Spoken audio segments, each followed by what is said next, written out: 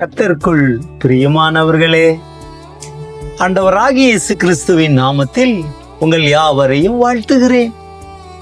இந்த நாளுக்குரிய வேத வசனம் சங்கீதம் 92:5. கர்த்தாவே, உமது கிரியைகள் எவ்வளவு மகத்துவமானவைகள், உமது யோசனைகள் மகா ஆழமானவைகள். அன்பானவர்களே, ஒரு மனிதனுடைய உள்ளத்தின் ஆழத்தில் எண்ணங்கள் இடைவிடாமல் ஓடிக்கொண்டிருக்கின்றன. ஆனால் மனிதன் இந்த எண்ணங்களில் ஒன்றை எடுத்து சிந்திக்க ஆரம்பிக்கிறான். சிந்தனை என்பது எண்ணங்களை பார்க்கிலும் ஆழமானது. அதற்கு பிறகு சிந்தித்ததை யோசிக்க ஆரம்பிக்கிறான்.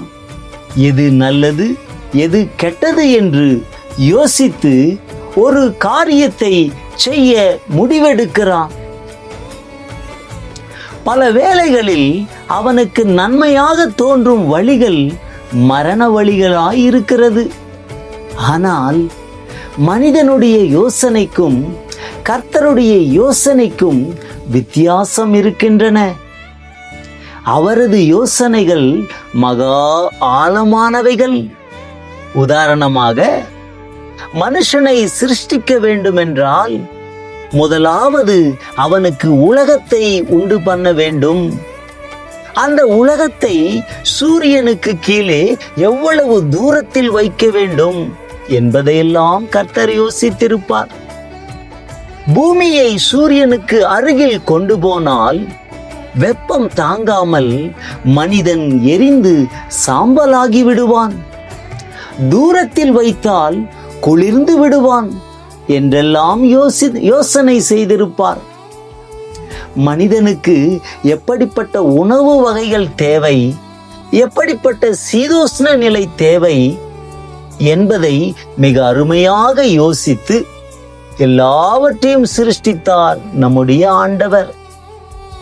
அவர் சிருஷ்டித்த அனைத்தையும் நல்லது என்று கண்டார். அப்படியானால் தீங்கானது எதுவுமே இல்லை.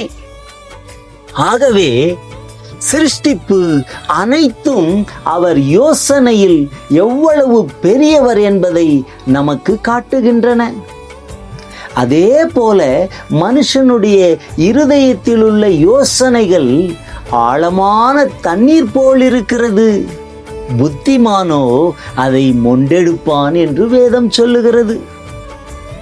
ஆம் தேவ பிள்ளைகளே, உங்களுக்கும் அநேக பெரிய காரியங்களை செய்ய ஆழமான யோசனைகள் உண்டு.